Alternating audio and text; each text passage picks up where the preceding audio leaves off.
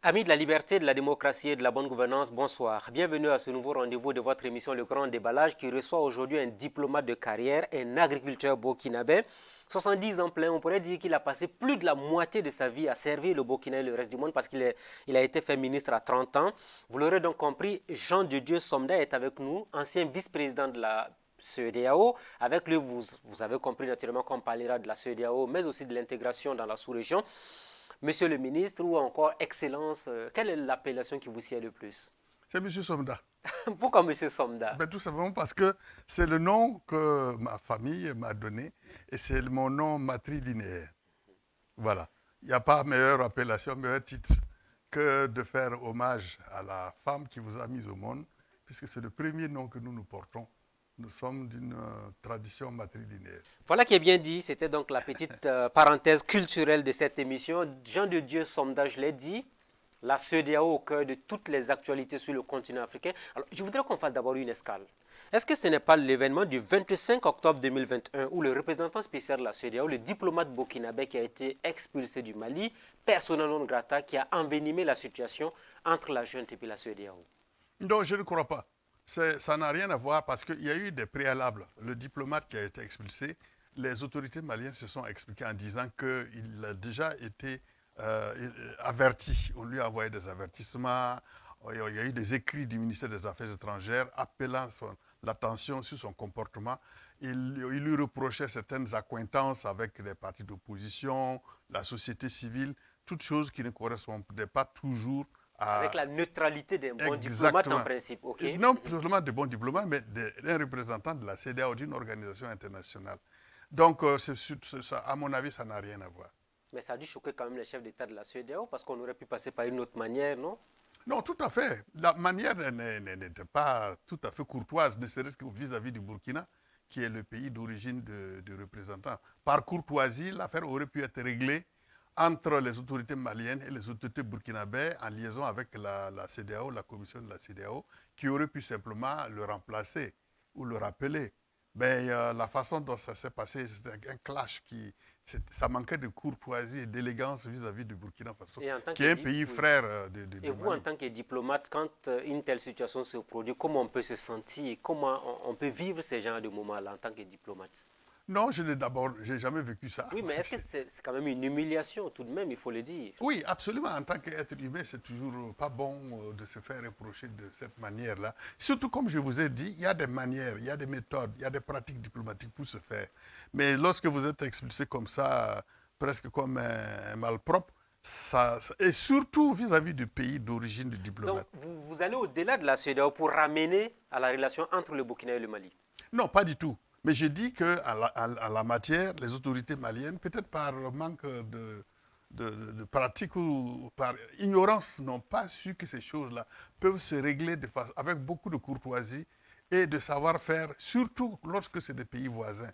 Ce qu'on peut leur reprocher, c'est le manque d'élégance et le manque de savoir-faire en la Donc, matière. deux pays amis ne peuvent pas traiter leurs citoyens de cette manière, en principe. Absolument pas. On peut trouver d'autres moyens pour le faire. Je vous ai donné l'exemple des deux cas, c'est-à-dire le rappel de l'ambassadeur. Et ensuite, purement et simplement, on s'arrange pour mettre fin à sa mission et le faire remplacer par quelqu'un d'autre. N'était-ce pas une opportunité pour la jeune de montrer à la CEDEAO qu'elle représente quand même la principale autorité de Bamako? Ce n'est pas une question de principale autorité ou pas. Oui, mais c'est une manière aussi de montrer qu'ils sont forts, que c'est eux qui sont aux affaires. Non, mais tout État, vous savez, quand un nouveau régime comme ça arrive, il a besoin de temps en temps de montrer qu'il a l'autorité suprême Donc dans son c'est quoi? territoire. C'est une action d'éclat du populisme éventuellement pour contenter l'opinion malienne? Absolument. Je vous avez d'ailleurs comment est-ce que les gens ont réagi. Oui. C'est un peu ça, ça tire un peu dans le populisme, alors que le Mali a des grands diplomates expérimentés qui savent comment on procède dans ces cas de figure-là. La CEDEAO et le Mali qui ne parlent plus le même langage, des sanctions n'en ont pas fini. Comment vous avez vécu toutes les décisions qui ont été prises au cours du sommet d'Accra? C'était le 9 janvier 2022. Non, franchement, j'ai été touché par l'ampleur de ces sanctions. Vous voyez, le Mali est un pays qui est dans une situation spécifique. C'est un pays, actuellement, l'économie est difficile. C'est un pays enclavé, donc difficile à ravitailler. C'est un pays en guerre depuis des années. Et c'est un pays qui a, même à l'intérieur de son système de pratiques étatiques a des difficultés. Vous avez vu les tiraillements entre les partis de l'opposition, la majorité, tout ça. Donc, c'est un pays qui est au carrefour de tellement de problèmes que je pense que la solidarité sous-régionale et le panafricanisme devaient au contraire aider ce pays-là en étant, je ne dis pas regardant parce que les principes sont les principes, hein, mais on pouvait mieux faire. On pouvait mieux faire parce que Il y a eu des sanctions ciblées qui n'ont pas donné de résultats. La CEDEAO a commencé step by step, comme on dit. Oui, mais les sanctions qu'ils avaient ciblées n'allaient pas aussi loin que ça. Vous avez vu vraiment que là, ils ont eu la main lourde, il faut le dire franchement. Et ce n'était pas nécessaire. Pour obtenir ces résultats, ce n'était pas nécessaire. Parce que dès lors que vous fermez les frontières terrestres et aériennes, vous allez voir qu'au bout de quelques semaines, c'est surtout la population qui va en souffrir. Vous prenez les commerçants du Burkina qui commercent tous les jours avec les Maliens qui viennent ici. Vous prenez de la frontière avec le Sénégal, c'est tous les jours, vous avez un flux permanent. Et je ne cite pas les autres pays comme la Guinée et autres. Mais ces gens-là, lorsque vous fermez la frontière, mais c'est une catastrophe pour eux. D'abord, ils ont des produits périssables qu'ils vont perdre. Et ensuite, leur chiffre d'affaires va forcément être impacté négativement. Et vous allez voir donc automatiquement au Mali, les commerçants qui ont déjà des stocks vont faire de la rétention pour créer la pénurie, augmenter les prix. Malgré les assurances données par la junte. Oui, mais la junte ne peut pas contrôler les marchés. Vous savez, les marchés de brousse et autres. Oui. C'est un réflexe automatique. Dès lors qu'on dit fermeture de frontières, vous allez voir que les commerçants, qui sont des artistes à la matière, ils vont faire de la rétention pour créer des pénuries. La pénurie va entraîner de l'inflation. Et l'inflation va mécontenter la population. Sans compter qu'il y aura la raréfaction, puisque le flux des importations et des exportations ne peut plus se faire comme auparavant. Donc ça aura un impact économique immédiat sur les populations. Cela, d'ici 1 à 2 semaines, si rien n'est fait pour alléger la souffrance des populations. Alors la junte rassure que tout va être fait pour que le Mali soit approvisionné. Est-ce que vous croyez en ce discours de Assimi Goïta? Ce sera très difficile. Il ne faut pas se cacher là. Moi, j'ai eu l'occasion de dire qu'on peut choisir ses amis. Le jour où vous ne vous entendez plus, vous pouvez vous séparer. Mais on ne choisit pas ses frères. Que vous le vouliez ou non, vous êtes frères, vous vivez dans la même maison. Il vaut mieux essayer de trouver une solution consensuelle. On peut arranger ça. Il y a des experts, il y a des spécialistes qui peuvent aider le Mali et la CEDEAO à jouer balle à terre et trouver une solution. Mais entre les deux parties, qui doit faire profil bas? Est-ce la CEDEAO ou la junte au pouvoir au Mali? Les deux. Mais il faut des facilitateurs. Vous savez, les décisions qui sont souvent décriées de cette manière-là, par l'expérience que moi j'ai, je sais que le problème vient souvent des rapports qui sont faits au chef d'État.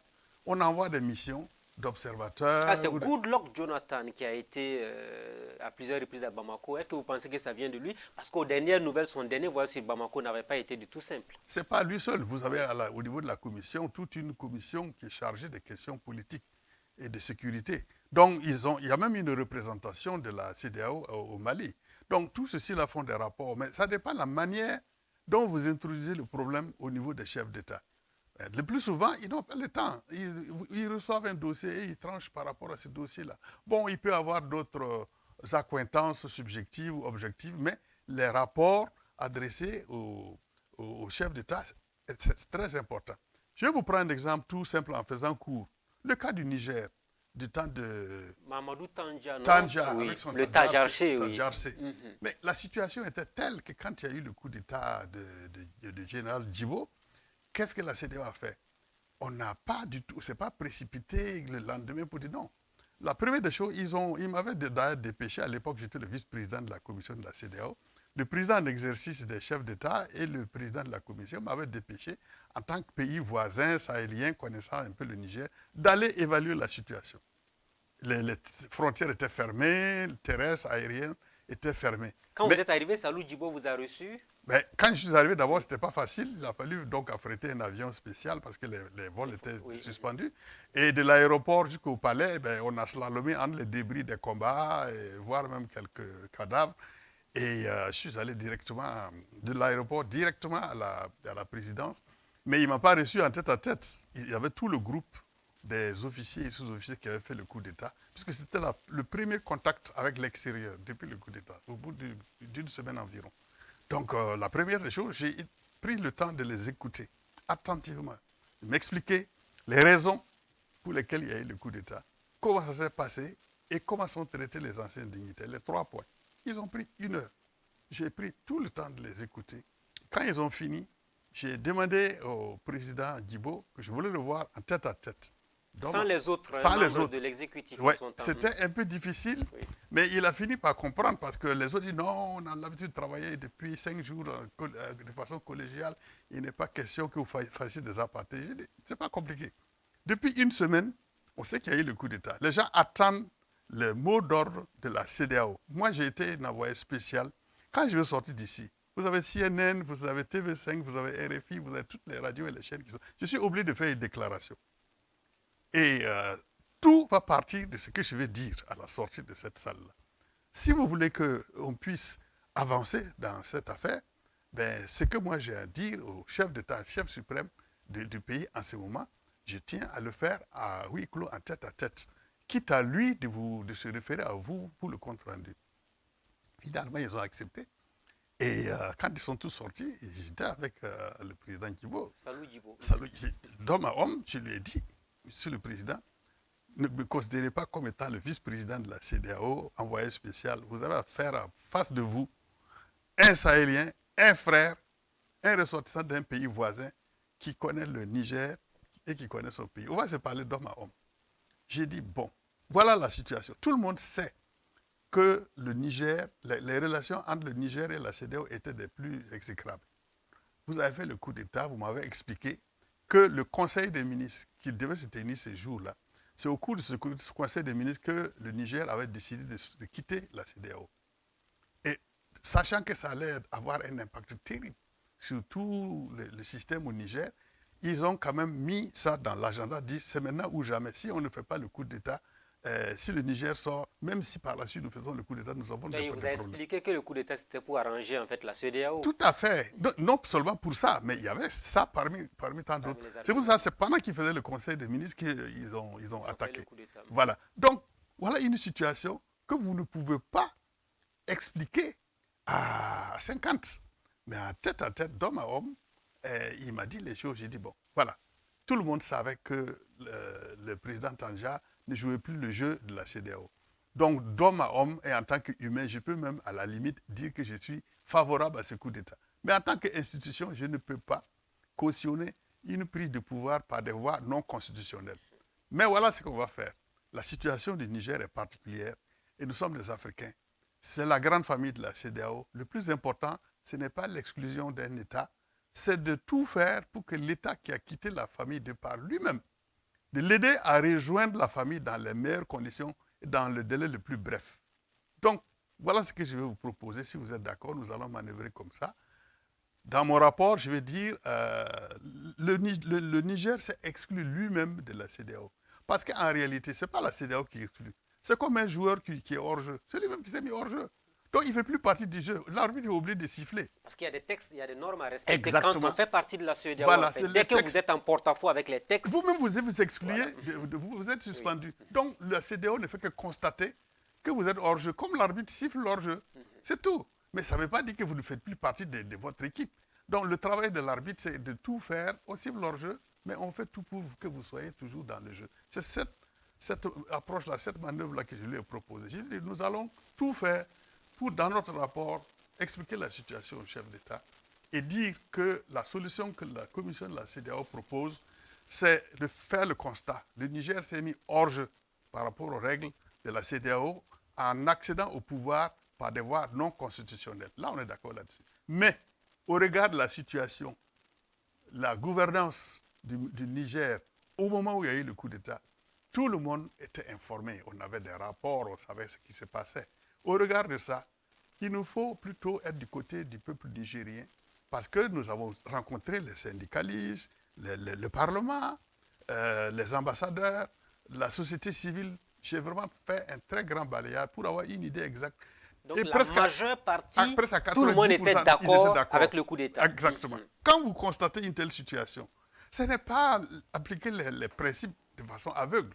C'est de tout faire pour que le pays revienne le plus vite possible aux normes de la communauté, qui réintègre la famille le plus rapidement possible. Parce que c'est ça l'esprit de la CEDEAO. l'esprit des familles, pas l'exclusion à tout vent. Donc, quand on a exposé le problème comme ça, on a dit, oui, mais ça ne peut pas se passer, ça ne s'est jamais fait. J'ai dit, non, il y a une possibilité. On va envoyer une équipe. Moi, je suis prêt à conduire cette équipe. On va assister les jeunes qui ont pris le pouvoir au Niger. On va les aider à élaborer un chronogramme de sortie de la situation inconstitutionnelle pour le retour à une vie constitutionnelle normale. On va les assister. Nous allons examiner point par point comment on peut procéder. Dans un délai raisonnable. Raisonnable. Oui, tout au plus une année. Est-ce que dès le début, vous leur avez dit la transition ne doit pas excéder une année? Non, non, nous avions même donné 9 mois. 9 mois. Quand on leur a expliqué comment il faut faire, ils ont dit qu'en 9 mois, c'était faisable. Mais on s'est dit, il faut être raisonnable. Nous, on ne va pas dire plus. Mais à l'impossible, nul n'est tenu. C'est peut-être ça qui a manqué aux Maliens. C'est-à-dire que vous pouvez fixer un délai raisonnable. Mais si, par exemple, dès qu'on avait épuisé les 9 mois, qu'est-ce qui s'est passé? On s'est rendu compte que dans le plan de retour à la vie constitutionnelle, il fallait financer les élections. Il faut financer les législatives, il faut financer... Tanja avait pratiquement tout foutu en l'air. Il fallait tout remettre en place. Ça a un coût. Et l'état de l'économie du Niger ne permettait pas de pouvoir financer tout cela en 9 mois. Nous, on le savait. Mais comme ils étaient venus, ils sont enthousiastes et tout. Et ils avaient compris qu'eux, ils ont accompli une mission. Ils veulent retourner dans les casernes. Point barre. Donc, en 9 mois, ils peuvent régler le truc. On a dit d'accord. Mais nous, on savait qu'ils n'allaient pas tenir les 9 mois. Au bout de 8 mois, on s'est rendu compte que les financements attendus par les partenaires, parce qu'après ça, on a convoqué les partenaires bi- et multilatéraux, eh bien, on a présenté le budget. Ben, les gens ont pris des engagements, mais ils ne les ont pas honorés. J'ai dit, mais vous voulez bien que le pays organise des élections transparentes, etc., etc. Mais ils n'ont pas les moyens, vu Il faut les financer, il faut les accompagner. Voilà. Tenez vos engagements et les instances du Mali et du Niger, vont faire aussi vont te faire leur devoir. Donc, on s'est dit, donc, dans ce cas-là, nécessairement, il faut prolonger la transition comme ça, de façon intelligente. Ils ont tenu sur 12 mois, et 12 mois fermes, c'était fini. Exactement. Les élections sont tenues, Salou Djibo est parti. Voilà. Est-ce que vous pensez que c'est cette démarche-là qui a manqué pour le cas du Mali, ou bien ce sont ces problèmes de communication même? Est-ce qu'il n'y a pas eu un climat délétère déjà entre les deux parties dès le début? Non, il y a d'abord l'inexpérience, certainement, parce que... L'inexpérience de qui? Des nouvelles autorités, vous avez vu, ils sont jeunes, c'est des jeunes colonels, des lieutenants-colonels, ils sont jeunes, ils manquent d'expérience sur le plan international diplomatique. Ils ne se sont pas agrégés les compétences, le savoir-faire. Le Mali a de très grands diplomates qui ont de l'expérience, mais ils n'ont pas fait appel à cela. Ils n'ont pas fait appel non plus à la CEDEAO. Le Niger avait accepté que la CEDEAO vienne les aider. Si la CEDEAO avait effectivement envoyé, au lieu d'envoyer tout de suite un chef d'État, il arrive, c'est les audiences officielles et puis il reprend son avion et repart. Mais des gens qui vont prendre le temps de leur expliquer les choses. Et d'écouter aussi, d'écouter, c'est important. L'écoute est très, très importante. Il faut absolument avoir le sens de l'écoute pour bien comprendre une situation. Se balader même dans la ville, voir comment les gens réagissent par rapport à la situation. C'est ça, faire une mission d'observation et de revue de la situation avant de faire un rapport au chef d'État. Donc, si la CEDEAO avait envoyé une équipe technique qui les avait assistés pour leur dire, vous voulez faire d'abord la Constitution, les législatives, les présidentielles et même des élections locales, etc. Voilà le séquençage possible. On va essayer de chiffrer tout ça et soumettre ça à la CEDEAO et à la communauté internationale. C'était un débat, une négociation. Donc, en réalité, quand je vous écoute, ce bras de fer n'aurait même pas dû avoir lieu. Absolument pas. Vous pouvez trouver la façon de régler le problème en bon gentleman. Aujourd'hui, la CEDEAO et l'UEMOA qui prennent pratiquement les mêmes décisions. Comment vous expliquez cette situation? Mais comme je vous dis, moi je suis meurtri parce que vu le cas du Mali à l'étape actuelle, on aurait pu faire autrement. Certains même parlent de création de monnaie maintenant pour le Mali. Est-ce que vous pensez que c'est réaliste? Non, pas du tout. On est dans un monde en crise. Il ne faut pas créer d'autres crises inutiles. D'abord, ça prend du temps. Il y a des infrastructures. Il faut imprimer la monnaie où et comment. Et ensuite, il faut que cette monnaie soit crédible, qu'elle s'adosse à une économie qui puisse tenir la route, pas la situation actuelle du Mali. Donc, ça va être encore une monnaie qui va être du papier. Et vous avez vu, le Mali a déjà vu l'expérience d'une monnaie malienne. Ça n'a pas tenu longtemps. Le Mali a été obligé de revenir au CFA. Ça a quand même stabilisé le pays. Ça a contribué à l'essor de ce pays qui a des ressources, mais qui ne sont pas encore exploitées à bon escient. Vous êtes diplomate. Est-ce qu'il fallait faire la réciprocité au niveau de la chaîne par rapport à la CEDEAO? Tout ça, comme je dis, c'est des réactions j'allais dire, quasi populiste. Vous savez qu'à ce bas, ça fait plaisir. Les gens ne comprennent pas. Mais à mon avis, ce n'est pas la meilleure approche. Là, vous avez un État et en face, vous avez un groupe d'États dans une organisation Eux internationale. aussi, ils rappellent leurs ambassadeurs. Ils l'ont dit, ils parlent même de quitter éventuellement la CEDEAO. Est-ce que c'est possible tout ça? Non, juridiquement, d'abord, c'est très compliqué de quitter la CEDEAO. Si vous voyez les textes constitutifs de la CEDEAO, un État peut effectivement quitter. Mais la procédure prend au moins 1 an. Et il faut être un gouvernement constitué légalement. Si vous venez d'un coup d'État, juridiquement, normalement, vous ne pouvez pas. Évidemment, un État souverain peut toujours faire ce qu'il veut, mais ça, ce n'est pas conforme aux textes. Les textes, vous devez adresser à la communauté votre volonté de quitter l'organisation. Et c'est un délai, vous avez un délai d'observation d'1 an. Pendant cette période, vous pouvez revenir. Vous pouvez annuler votre démarche. Si vous maintenez, vous devez pendant cette année-là continuer d'honorer vos obligations financières et tout. Au niveau appuyer toute votre ardoise. Et ce n'est qu'après avoir constaté tout ça au bout d'1 an que vous pouvez définitivement quitter l'organisation. Et encore, la demande ne peut être faite que par un gouvernement légalement constitué. Alors que quand on est issu d'un coup d'État militaire, on ne vous reconnaît pas comme pouvoir normalement légitime. Oui, mais seulement les textes de la CEDEAO à l'époque n'avaient pas pensé qu'il y a la légalité et la légitimité. Donc du coup, ça pose problème. Ça fait jurisprudence à la limite. Oui. C'est pour ça que j'ai toujours milité pour la réforme de la CEDEAO. Parce qu'un gouvernement peut ne pas être légal, mais être légitime. Et s'il est légitime, il a l'appui de son peuple. Est-ce qu'il n'est pas doté de tous les pouvoirs nécessaires pour prendre des décisions concernant tout le pays? Il peut. Est-ce qu'il ne faut pas craindre aussi le retour des coups d'État? Parce que si on peut faire un coup d'État et puis avoir l'assentiment populaire, tout le monde va y aller finalement. Non, moi j'ai toujours dit que les coups d'État, ce n'est pas une panacée. Ce n'est jamais une bonne chose. Mais il faut toujours voir les causes des coups d'État. Les coups d'État arrivent toujours essentiellement il y a eu des exceptions, mais essentiellement dû à la malgouvernance. Vous avez des pays qui ont... Bon, on s'est arc-bouté sur le protocole de la démocratie et de la bonne gouvernance, les droits d'établissement et tout ça. Mais on a tout le monde a mis la main sur les mandats, deux mandats non renouvelables, etc. Il y a eu le cas donc de la Guinée, voilà. avec notamment Alpha Condé qui est renversé. Voilà, Alassane Ouattara, lui, il tient. Donc, mais on ne met pas suffisamment l'accent sur la bonne gouvernance. Et pourtant, c'est un corollaire indispensable à la démocratie. Pour prendre un exemple, vous voyez l'Allemagne. Madame Merkel vient de faire 16 ans au pouvoir, et pourtant, c'est un pays démocratique. Mais son management de l'Allemagne, sa façon de gouverner... Ça dépend aussi du type de régime dans ces différents pays. C'est des démocraties. Oui. C'est des démocraties, exactement, comme c'est le même système que chez nous ici. Mais si le management du pays, si la gouvernance n'y est pas, eh ben, vous créez forcément les conditions objectives d'un coup d'État militaire. Un coup d'État, pas forcément un coup d'État, des événements comme des révoltes. Des manifestations populaires. On a vu ce qui s'est passé jusqu'à la chute d'Ibeka en son temps au Mali. Mais je voudrais qu'on fasse encore une escale sur le cas malien. Le Mali aussi qui rappelle ses ambassadeurs, tout en se disant ouvert au dialogue. Est-ce qu'il n'y a pas tout de même une contradiction entre ce qui est dit et ce qui est fait comme acte? Non, tout ça là, j'ai dit, c'est dans la précipitation, c'est dans l'émotionnel. Ils n'auraient pas dû agir de la sorte, les militaires. Je pense que ce n'était pas nécessaire. Au contraire, il faut maintenir les ambassadeurs parce qu'ils gardent le moindre lien, même s'il est ténu, entre les deux pays. Mais si vous rappelez les ambassadeurs de part et d'autre, vous n'avez plus de lien direct. Ça complique davantage les possibilités de négociation pour rapprocher les deux positions. Les fermetures des frontières terrestres, ça ne veut rien dire. Et ça ne nuit qu'à la population. Ce n'est pas les gouvernants qui souffrent des fermetures de frontières. Est-ce que vous pensez que le Mali peut tenir avec d'autres possibilités comme la Guinée, la Mauritanie ou l'Algérie? Ça revient dans l'actualité régulièrement. Non, le cas du Mali est beaucoup plus difficile, comme je vous ai dit, au regard de sa configuration géographique. Le Mali est très loin des zones de port d'attache pour s'approvisionner et pour exporter.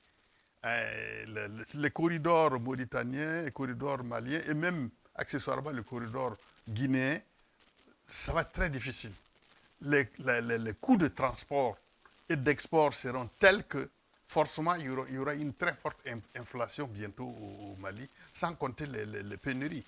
Vous ne pouvez pas ravitailler un pays enclavé à plus de 1000 km de la mer. Si vous allez par le port d'Alger, c'est encore beaucoup plus loin. Le port de la Mauritanie, c'est encore plus loin. ça sera difficile. Il ne faut pas se leurrer, il ne faut pas tomber dans le populisme immédiat. Ça fait plaisir au début de parler comme ça, mais la réalité concrète va très rapidement rattraper les uns et les autres. Et au niveau de la monnaie, le gel des avoirs, est-ce que la CEDEAO n'est pas allée trop loin tout de même?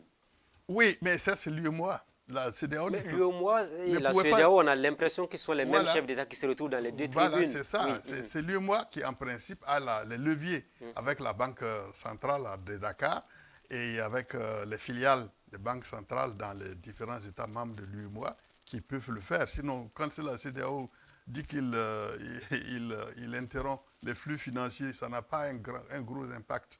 Vous avez même la Côte d'Ivoire. C'est quand l'UEMOA a fermé. Avec Laurent Gbagbo Voilà, dans la crise il a fermé. post-électorale. C'est ça qui a fait mal à la Côte d'Ivoire, ce n'est pas les décisions de la CEDEAO de façon globale. Mais quand l'UEMOA a vraiment des leviers pour faire mal à un pays par le cordon financier, parce qu'il y a les comptes des États auprès de la Banque centrale et les banques de nos États, les banques commerciales, doivent faire leur dépôt auprès de la Banque centrale qui en retour les rémunère d'une façon ou d'une autre avec des taux d'intérêt. C'est comme ça que fonctionne le système. Mais si la Banque centrale de Dakar arrête d'approvisionner les banques commerciales, ben, les stocks que ces banques commerciales ont finiront par s'étioler. Et au bout d'une semaine, 2 semaines, ces banques n'auront plus suffisamment de liquidités, encore moins de devises. Parce que pour les importations, il faut des devises. Où est-ce que vous allez les prendre si vous ne les puisez pas dans les comptes Donc de la Banque l'asphyxie centrale? financière, c'est une arme fatale. Ah oui, elle est terrible. Les gens ne font pas attention, mais c'est de là que viendra le mal. Et la fermeture des frontières. Ça, c'est pour ça que je dis que c'est excessif. Oui. Pour un pays en guerre, pour un pays qui a vraiment beaucoup de problèmes, ce n'était vraiment pas très fraternel, je ne dirais pas amical, mais ce n'est pas très fraternel, de faire ça au Mali. On a écouté le porte-parole de la junte dès l'annonce des décisions donc, de la CEDEAO qui a dit quelque chose sur laquelle je voudrais vous entendre. Il a dit elles sont manipulées, ces décisions de la CEDEAO, par des forces qui vont au-delà de la sous-région. Est-ce que vous pensez que c'est peut-être la France ou l'Union européenne qui peuvent manipuler tous ces chefs d'État pour de telles décisions? Ça, comme je vous dis, c'est l'impression que la junte a voulu donner à travers sa communication. Oui, mais ça, c'est la communication du populisme immédiat. Moi, je qualifie ça de populisme immédiat. Ça fait plaisir de savoir que c'est encore la France qui tire les ficelles, etc. Oui. D'abord, il faut le prouver, ce qui n'est pas évident. Et ensuite, je crois que les relations internationales ont toujours été comme ça. Vous croyez que les autres pays du monde ne s'intéressent pas à ce qui se passe à la CEDEAO? Tous les pays partenaires de l'Afrique de l'Ouest siègent au sein de ce que nous appelons une commission de consultation annuelle. On se réunit à la commission, ils sont tous invités, ils viennent et on échange. On a un système de coopération très élaboré avec le reste du monde. Donc ce n'est pas forcément... Donc la thèse de la manipulation pour vous ne tient pas la route? Je ne dis pas que ça tient la route parce que je n'en sais rien. Mais je trouve que est-ce que c'est possible? Je trouve que c'est trop... Pour le diplomate que vous avez été, oui. Est-ce que vous pensez que de Paris ou de Bruxelles ou de Londres ou de New York, on peut donner des instructions à nos chefs d'État pour sanctionner le Mali? Mais c'est un peu trop facile de dire comme ça. Parce qu'en réalité, oui. la CEDEAO n'est pas composée que de pays francophones. Sur les 15 pays, vous avez 8 qui sont francophones, mais vous avez quand même encore 7 qui ne sont pas francophones. Ce n'est pas évident que la France ait suffisamment de pression possible contre le Ghana, le Nigeria, pour ne prendre que ceci-là, pour imposer des décisions. Il faut que les gens réfléchissent un peu. Mais ce n'est pas exclu non plus que, et c'est normal, si la France a ses intérêts à défendre, qu'elle prenne des contacts pour pistonner un peu la décision. Mais ça ne peut pas être décisif. Ce n'est pas possible au niveau de la CEDEAO. Si le Nigeria, il suffisait que le Nigeria mette son veto et puis c'était terminé. Parce que les décisions se prennent par consensus. Donc, si vous voulez, comme je disais, c'est un peu du populisme immédiat. Ça fait plaisir d'entendre ça. Et puis, tout de suite, on met la faute sur quelqu'un d'autre. C'est plus paisible comme ça. Il y en a qui parlent de début de la souveraineté réelle du Mali, d'indépendance du Mali par rapport à tout ce qui est domination extérieure. Est-ce que vous y croyez, vous? Non, de nos jours, l'indépendance totale d'un pays, ça n'existe plus. C'est du leurre. C'est terminé, ça. Non, c'est du leurre. C'est la cohabitation, c'est la coopération internationale, avec beaucoup de solidarité. C'est pour cela, de plus en plus, on crée des grands ensembles pour peser un peu plus sur la scène internationale. Vouloir dire, ouais, je suis souverain, tout ça. La souveraineté est pondérée par votre capacité de négociation, de ce que vous valez vraiment, votre masse critique sur le plan international. On peut le dire comme ça fait très plaisir. Mais c'est très limité. C'est très limité dans la réalité. Oui, parce qu'aujourd'hui, quand on regarde la réaction de la jeunesse africaine, elle est du côté de la junte au pouvoir au Mali. Mais c'est normal. Même nous, on était comme ça. Les Kwame Nkrumah, les Modibo Keïta, les Sékou Touré. Dans nos Donc, chambres, c'est nous normal, avions leurs posters. Oui, Oui, c'est tout à fait. C'est même sain. C'est même sain pour la jeunesse d'agir comme ça. Ça cultive en eux un certain panafricanisme. Pour que quand ils seront aux décisions demain, qu'il leur reste ne serait-ce qu'un petit point de panafricanisme. Moi, je pense que c'est positif et c'est normal que la jeunesse... Mais on vous dit aussi le tigre ne proclame pas sa tigritude, il bondit sur sa proie et la dévore. Est-ce que souvent on dit on est panafricaniste, mais dans le fond on ne l'est pas quand on regarde le comportement des uns et des autres? Oui, mais vous savez, c'est comme... vous avez des pro-Modibo, des pro-Nkrumah, des pro, etc., mais qui dans la pratique réelle sont tout à fait à l'opposé. Même le cadre national, vous avez beaucoup de sankaristes aujourd'hui.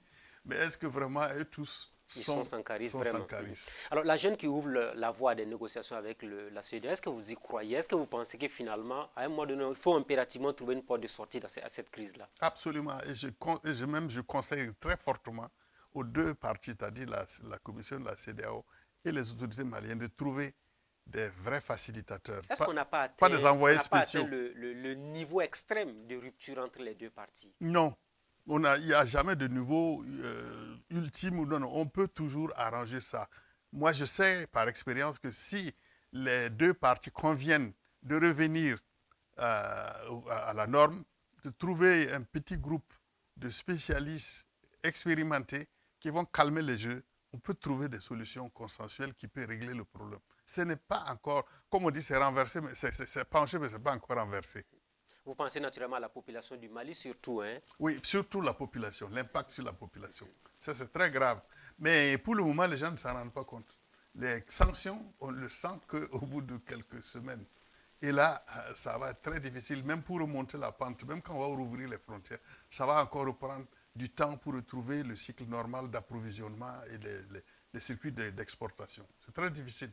Moi, j'en sais quelque chose. On a vécu la crise ivoirienne et nous, on avait près de 6 mois de réserve stratégique à tout point de vue. Le Mali n'en avait qu'une semaine.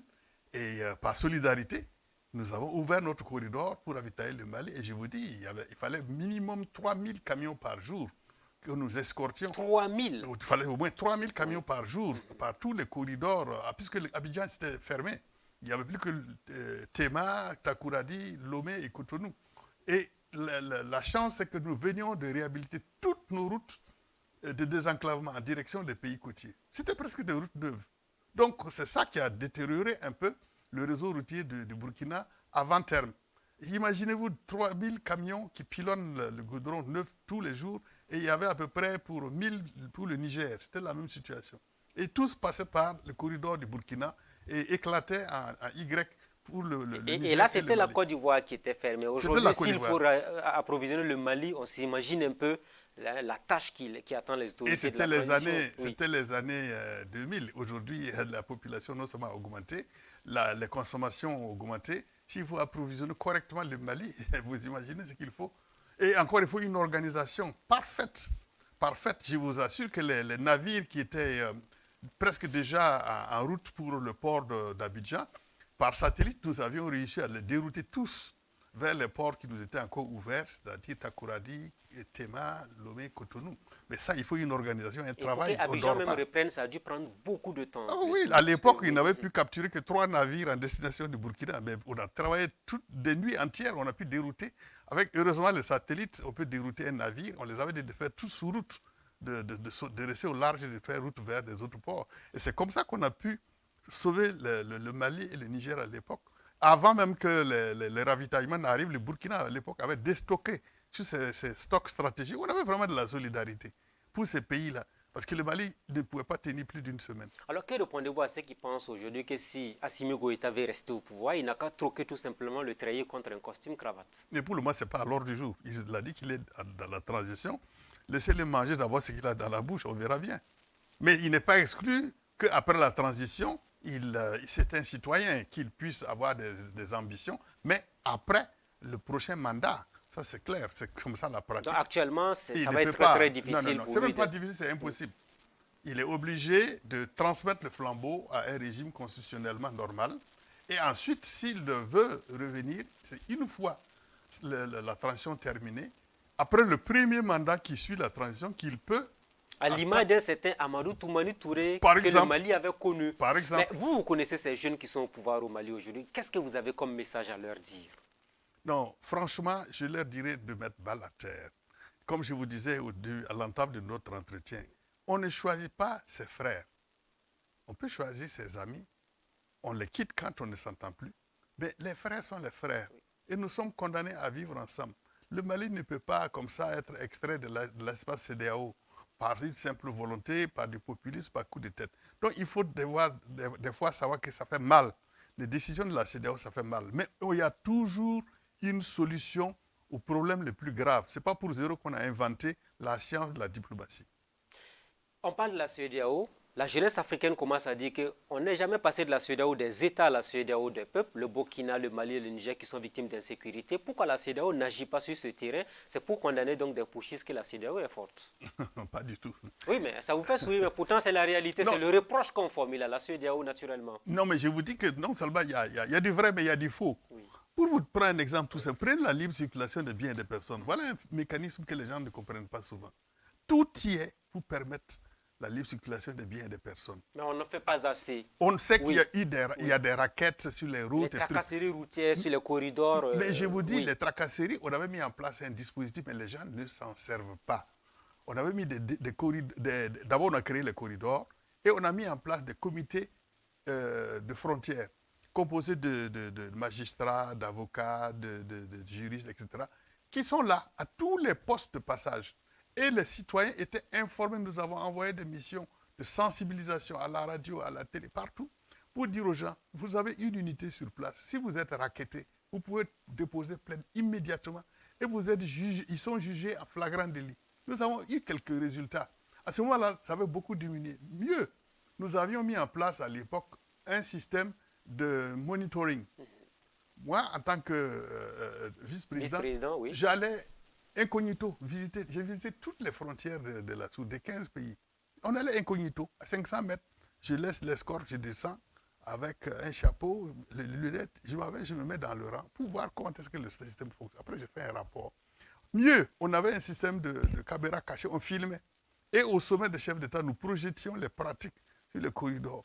Alors, quand un chef d'État voit qu'à sa frontière, il y a ça, il dit, ben, c'est pas possible, etc. Immédiatement, ils prennent des mesures correctives et on voyait des améliorations. Mais les populations n'ont pas utilisé cet instrument à donc bon vous en voulez aux populations qui n'ont pas... Les populations n'utilisent oui, pas les droits qui leur sont déférés par nos textes. Ça, c'est du côté des populations. Mais dès lors qu'on vous donne un droit que vous n'en usez pas, ben, ceux qui peuvent en profiter, en profitent. C'est devenu une belle opportunité de corruption pour certaines personnes sur les corridors. Mais revenons sur la question de la sécurité. La CEDEAO ne fait pas assez. Ça vous a fait sourire, mais dans les faits, on a beaucoup attendu de la CEDEAO qui n'a pas été là. Quel type de sécurité on a parlé de la force en attente, par exemple, la CEDEAO. Ça commence à revenir dans l'actualité aujourd'hui. Où elle se trouve actuellement? Non, vous savez, tout cela, comme je vous disais, c'est parti du fait que nous avons beaucoup reculé en termes de leadership et en termes de prise en main de la gestion de nos affaires africaines par des Africains.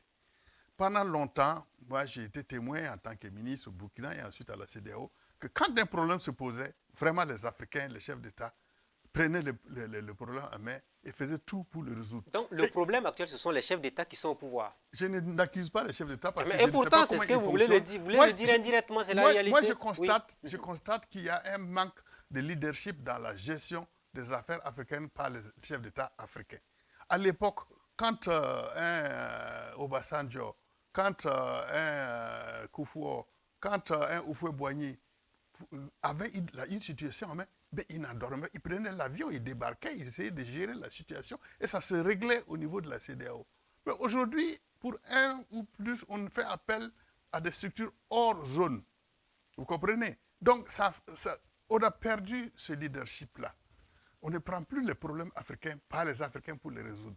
Voilà pourquoi, petit à petit, les chefs d'État se sont recroquevillés, chacun s'est recroquevillé sur son pays. Mais chacun a ses problèmes domestiques à régler. Mais à l'époque, il y avait des problèmes domestiques, mais ça n'empêche pas justement que les problèmes domestiques peuvent être mieux réglés si vous avez une approche sous-régionale. C'est ce qui nous manque à ce moment. Quels sont les chefs d'État qui aujourd'hui prennent vraiment les problèmes de la sous-région en main de façon sous-régionale? Mais ils n'ont pas fini avec leurs contestations domestiques. Mais à l'époque aussi, il y en avait. Et Mais pourtant, pas peut-être de cette manière, parce qu'on voit aujourd'hui comment c'est devenu très ancré dans les différents pays de la CEDEAO. donc il y a un problème de management, il y a un problème de bonne gouvernance. Donc la faute est endogène. Est-ce que la crédibilité de la CEDEAO aussi n'a pas été entachée par son incapacité à sanctionner les tripatouilleurs de constitution? Je pense à Alpha Condé, à Alassane Ouattara, et ces tripatouilleurs-là ont vu les autres chefs d'État venir, à la limite, valoriser leur investiture avec leur présence.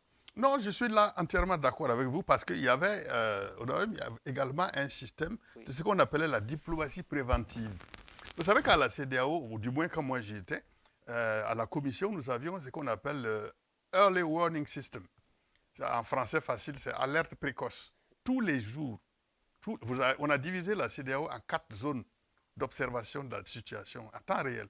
Et tous les jours, ils envoient des rapports qui sont compilés par une direction centrale qui est reliée directement au président et au vice-président de la CEDEAO. Donc nous connaissions la situation pays par pays, tous les jours, matin et soir. Et sur la base de cette situation, on envoyait donc des alertes au pays pour dire, ah, franchement, nous voyons... Anticiper, voilà, il faut anticiper, nous sommes prêts en tant que CEDEAO à porter notre savoir-faire, etc., etc. Et on arrive à régler beaucoup de problèmes comme ça. Ce qu'on appelle, et d'ailleurs, ce n'est pas une invention, c'est le protocole sur la prévention, la gestion et le règlement des conflits qui donnait ce nouveau pouvoir-là à la commission de la CEDEAO. Et on a créé une direction spéciale, exactement comme à l'État des États, les services de renseignement d'un État. Ces rapports-là existent. Ces rapports sont envoyés aux États. Seulement, c'est la diligence et l'efficience du traitement de ces informations et la mise en pratique de nos recommandations, c'est ça qui fait défaut. Est-ce que les cas ivoiriens et guinéens ont décrédibilisé l'institution? Je n'en sais rien puisque je n'étais plus aux affaires au niveau de la CEDEAO. Vous avez suivi quand même à distance ce qui s'est passé? J'ai suivi, mais je ne sais pas comment les chefs d'État ont réagi quand certainement la CEDEAO, la commission de la CEDEAO a dû envoyer des alertes. Mais comment est-ce que ça a été managé, comment ça a été suivi et géré? Ça, franchement, il faut être dans le bain pour savoir.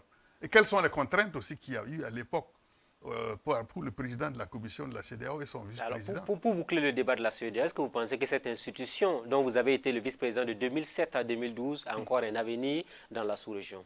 La CEDEAO est indispensable et a un avenir dans un monde où c'est les grands ensembles qui peuvent permettre de vivre et de défendre nos intérêts sur le plan international. Mais à une seule condition. La CEDEAO, pour rester viable ou pour devenir crédible, doit se réformer en profondeur. La CEDEAO a besoin d'une réforme en profondeur pour revenir au paradigme de la CEDEAO des peuples. C'est possible. C'était la vision 2020 de la CEDEAO, de la CEDEAO des États, la CEDEAO des peuples. Malheureusement, nous sommes en 2022, on n'y est toujours pas. Mais absolument, c'est ce que je dis. Là, je suis entièrement d'accord avec vous. Il faut réformer la CEDEAO. Quand on dit l'agenda 2020, mais il faut que cela corresponde aux institutions. Par exemple, comme je vous dis, ne pas seulement condamner les États quand il y a coup d'État ou des troubles, mais pouvoir ne serait qu'envoyer des alertes ou et anticiper éventuellement les crises dans ces différents pays-là. Oui. Et avoir le courage de dire à tel pays, voilà, pour telle et telle raison, vous devez faire des efforts dans tel sens, parce que vous êtes en porte-à-faux vis-à-vis de votre population. Vous avez été légalement élu, ça on n'en discute pas, mais la gestion du pays fait qu'il y a des signes précurseurs de graves crises. La bonne gouvernance, la lutte contre la corruption. Vous tenez à ça, la bonne gouvernance, absolument la bonne gouvernance. Tout est dans la bonne gouvernance. Si vous avez la bonne gouvernance, du coup, la corruption n'a pas de cité. Voilà. Dans vos compétences, il y a aussi le volet négociation internationale et règlement des conflits. Le Burkina est malade depuis 5 ans et demi maintenant, le terrorisme et l'insécurité. Comment vous vivez ça? Est-ce que vous pensez que la question de la négociation avec les groupes terroristes semble être une opportunité pour le Burkina? Mais le Burkina a déjà négocié avec les terroristes. Enfin, ça c'était pour les élections de 2020. Oui, mais alors pourquoi ne pas continuer si ça a été... Vous voyez, pendant les élections, il n'y a pas eu d'attaque. Donc, ça veut dire que forcément, j'ai toujours été dès le début pour la négociation. Mais pas la négociation tam-tam, ce que j'appelle, c'est-à-dire des grandes conférences où on va mettre Qu'est-ce qui garantit la fiabilité des négociants? La garantie, c'est le savoir-faire d'abord. toute guerre, tout conflit a forcément une fin. Et à la fin des conflits, il y a toujours des arrangements. Et qui parle d'arrangement, on parle de négociation. Donc, ce n'était pas la peine de vouloir se voiler la face. Tôt ou tard, ce conflit-là prendra fin et il faudra forcément négocier d'une manière ou d'une autre la sortie de cette crise. C'est peut-être pas de formation professionnelle, mais toutes les guerres de l'histoire ont toujours connu, pendant que les gens se battent au front, même du temps de Hitler, il y avait des négociations. Donc il faut que le gouvernement, c'est le message à l'endroit du gouvernement du Burkina, négocier avec ceux avec qui on peut négocier actuellement. Mais il y a 1000 façons de négocier. Les gens ont peur de la négociation parce qu'ils se disent que faut convoquer une conférence. Non, on peut créer ce que les Canadiens appellent le réseautage. Vous pouvez avoir des personnes influentes, compétentes, qui savent comment approcher les décideurs. On parle par exemple du circuit de l'armement, le circuit de l'argent que les terroristes carburant ont. Et Carburant, tout ça là. Mais vous avez des gens compétents au Burkina Faso qui connaissent et qui peuvent faire des recherches, trouver ces filières-là et voir comment est-ce qu'on peut couper ces filières. C'est l'une des premières choses qu'il faut faire pour arrêter la guerre avec les terroristes. Il faut couper les ravitaillements financiers et la logistique. Ça existe, on connaît les pays qui les... Et je ne vous le dirai pas sur ce plateau, mais on les connaît et on sait comment est-ce qu'ils sont financés. Si vous avez des gens compétents et vraiment patriotes, au lieu de chercher à prendre une commission sur la moindre opération, mais vraiment comme patriotes, on peut non seulement couper les réseaux de ravitaillement des terroristes, on peut, comme je le disais aussi, on peut ravitailler le pays en armement et en équipement dans les délais raisonnables. Négociation, c'est une question de diplomatie préventive et de diplomatie de guerre. Mais comme on ne nous dit pas qu'on est en guerre, on est mi-figue, mi-raisin. Tantôt, on est en guerre. 1,5 million de déplacés internes, 3 000 écoles fermées, 500 000 enfants qui ne vont plus à l'école. C'est quand même trop pour un pays comme le Burkina. Mais vous savez très bien que le droit de la guerre existe depuis 1949. La Convention de Genève de 1949 codifie la guerre. Si pour prendre un exemple tout simple, si vous attrapez un combattant sur le théâtre des opérations qui porte une arme, qui tire sur vous, et qui n'appartient à aucune armée régulière relevant d'un État ou d'un sujet du droit international reconnu, c'est un franc-tireur. Vous le traitez suivant la Convention de Genève, un franc-tireur, il est fusillé sur place. Mais on vous parle des droits de l'homme. À un moment donné, vous avez vu Human Rights Watch, ainsi de suite, qui ont dit que le Burkina était dans une dynamique d'extermination, de tuerie massive, sans respecter les droits de X ou Y. Mais dans une certaine mesure, ils ont raison, puisque nous sommes dans le droit commun, le droit civil. Donc le Burkina n'est pas en guerre. Dire qu'il est en guerre par la voix de son président. Et moi, je ne mène pas ce débat à ce niveau-là. Mais vous ne voulez pas le dire, mais c'est la réalité. Parce qu'on n'a jamais entendu le président dire aussi que nous sommes en guerre. Des fois, il dit que le pays est en guerre, le pays est en crise, mais etc. vous voulez qu'il dise ouvertement que nous sommes en guerre. C'est pas seulement le dire, mais le notifier aux Nations Unies et à nos partenaires que le pays se considère en situation de guerre. Okay. À ce moment-là, vous tombez dans le cadre des accords de droit de la guerre de Genève. Mais si vous ne le dites pas, vous êtes obligé de traiter les prisonniers avec le droit civil. Donc vous avez des procédures, il faut des avocats, ça coûte très cher, il faut créer un tribunal spécial. On a commencé même le procès, on n'a pas pu terminer, on a arrêté récemment. Mais et le risque de ce genre de confusion de gens, vous allez condamner des gens, on va les emprisonner. Vous ne pouvez pas empêcher un jour à leurs compagnons d'armes de tout faire pour venir les libérer ou les échanger contre des otages. C'est un risque très... On a l'impression que vous êtes le partisan de la fermeté. Hein. Celui qui tire sur un soldat burkinabé ou des civils burkinabés, quand c'est en guerre, il faut l'exterminer en même temps. Ce n'est pas moi qui le dis, c'est le droit de la guerre qui le dit.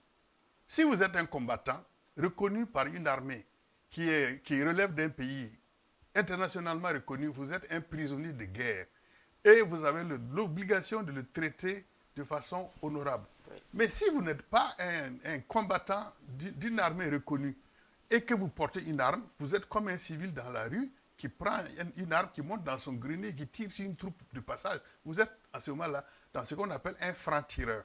Si on l'attrape, il est fusillé sur place.